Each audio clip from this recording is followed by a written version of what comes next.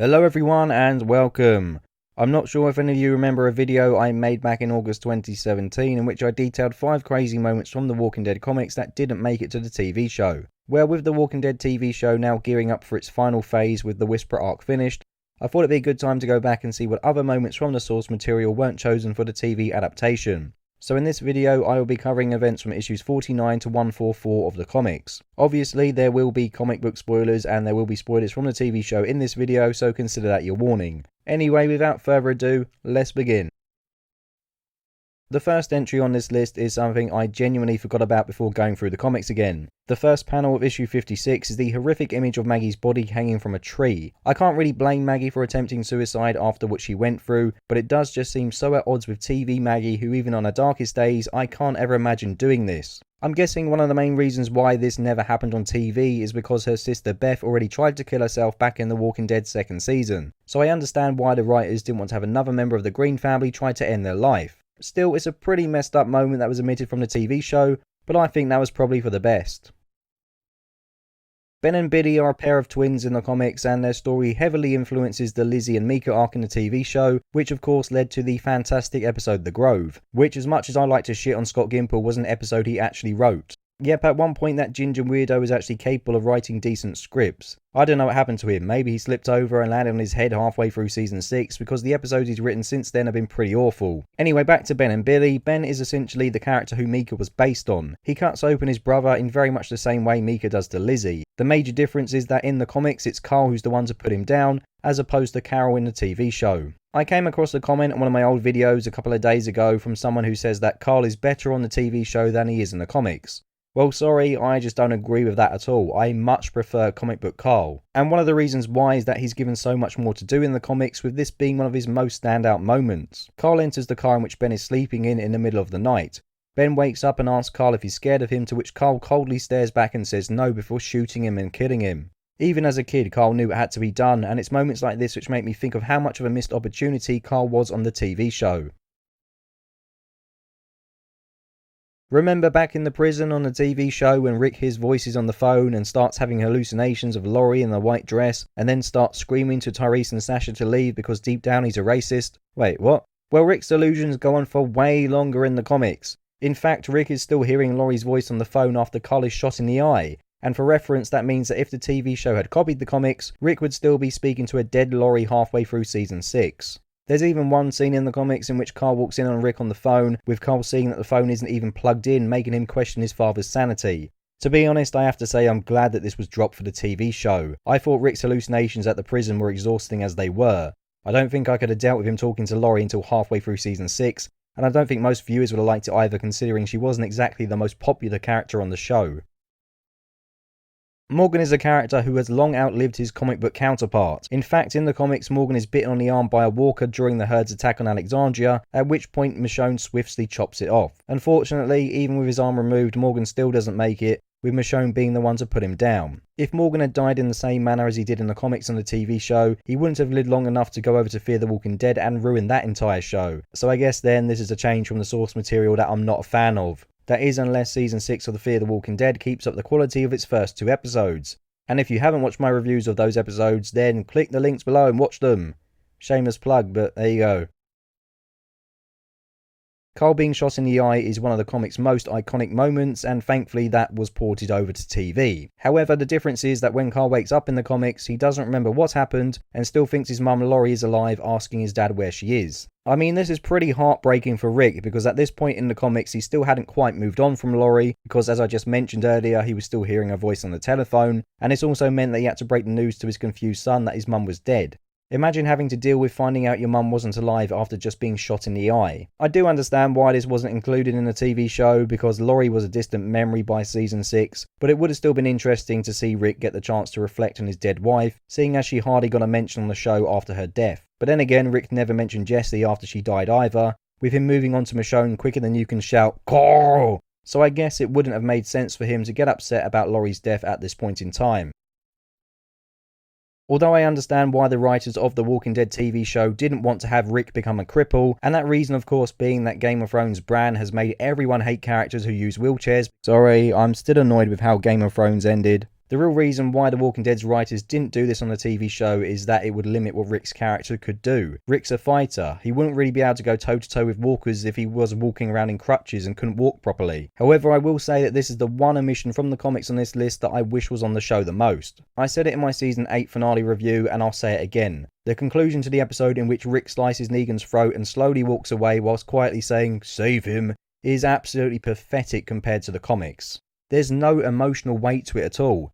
In fact, I think it just left most people confused as to what the hell was going on. However, after Rick slashes Negan's throat in the comics, the absolute unit Negan carries on fighting, pinning Rick to the ground and snapping his leg in two before passing out. A doctor rushes over to help Rick, at which point Rick screams, "No, you save his life." The doctor then tells Rick that if they don't reposition his leg, it will never heal correctly, but Rick still tells them to save Negan instead. Rick knows that he won't ever properly recover if he doesn't get treatment straight away, yet he still chooses to save Negan, and he does this to show everyone that in his new world people are punished for their crimes instead of being killed. For all Andrew Lincoln's mumbling under a tree about mercy on the TV show, Rick's mercy in the comics is just so much better. It's an incredible moment, and it's a shame it never made it to TV. Heath gets his leg blown up by a grenade during the War with the Saviours. Not much to say about this one except it's pretty gruesome, and because Heath is a minor character, I always forget about this moment, and it shocks me every time I do see it when I reread the comics. I think on the TV show Heath had already disappeared before the war began, with him going missing in the Tara episode, so that explains why we don't see it happen on TV. My theory to Heath's whereabouts in the show is that Heath is actually a peeping Tom. He stayed behind at Oceanside just so he could get a peep of Cindy getting changed. Speaking of Cindy, where the hell is she? Sydney Park, who plays her, is absolutely stunning. The Walking Dead, please bring her back in season 11. Now wait a minute, I've just got an idea. What if it was the sick pervert Heath who killed her? I smell a fan theory video coming up.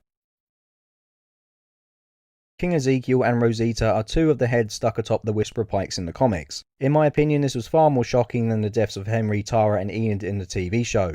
Even though I liked Henry, I'm well aware most people didn't, so his death didn't leave a huge impact on most viewers. As for Tara, well, in my opinion, she only started becoming likeable a couple of episodes prior to her death. And Enid, well, she's Enid. She's on the thumbnail of my 10 worst characters video, and even though I don't really agree with much of that video anymore, that is one thing I do still agree on. She's a terrible character. Would it have been better to have Zeke and Rosita die in the TV show? I don't know. I mean, the TV show has been quite trigger happy with disposing of its main characters, and let's not forget this would have taken place in the same season that Rick left as well, so I get why the show didn't want to offer another two of the show's mainstays, as they were already in real danger of getting rid of all the protagonists viewers actually cared about. However, the show hasn't really done much with Rosita and Ezekiel since this occurred, so if they don't have much of a say in season 11, you could make the argument it would have been better to kill them off in season 9. Okay, this entry might not seem like much of a shock to those who haven't read the comics, but it's important to know that for context, Michonne has taken on the role of Andrea in the TV show.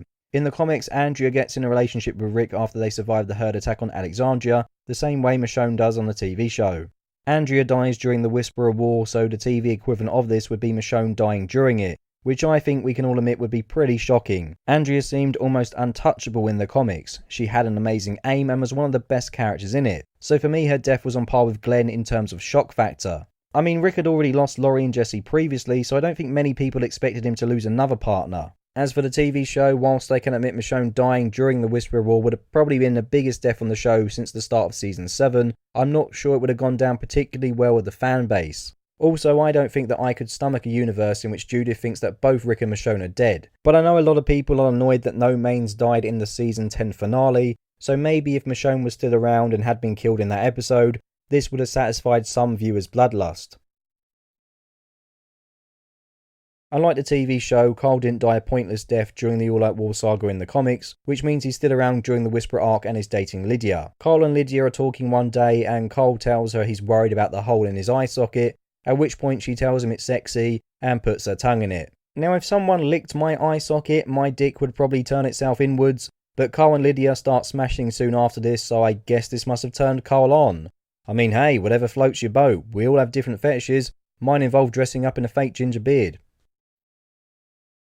Like Morgan, Father Gabriel is another character on the TV show who has outlived his comic book counterpart, although not by much. In the comics, Gabe falls from a watchtower when he spots Beta's herd, getting his left ankle broken and trapped in between the ladder in the process, with him hanging upside down from it. He asks God for help, at which point Beta appears and stabs him in the guts before leaving him to die. Perhaps if this death was copied over to the TV show, it would have satisfied those who wanted to see Beta kill a major character. Personally though, I'm not really sure how I feel about this death in the comics, because it does seem quite random for Gabe to fall over and then die because of it. It almost seems like Kirkman wanted him dead but couldn't think of a satisfying way to do it, so I don't mind this being omitted from TV. Now the final entry is something that I don't remember being mentioned on the TV show, but please do correct me if I'm wrong. In the comics, Alpha and the Whisperers turn the other cheek to rape. Alpha believes that humans are no different from animals, and as animals rape, that means it's okay for humans to rape. Alpha is obsessed with the idea of survival of the fittest and the strong overcoming the weak. So in her mind, if you're raped, it's because you're weak and you couldn't defend yourself. Alpha even mentions to Negan that Lydia was raped because she wasn't strong enough, something that enrages Negan, culminating in him decapitating her. And this conversation only came about in the first place because Negan had tried to intervene when some Whisperers were attempting to rape another member of their group, with Negan being beaten for his troubles and told to allow it to happen.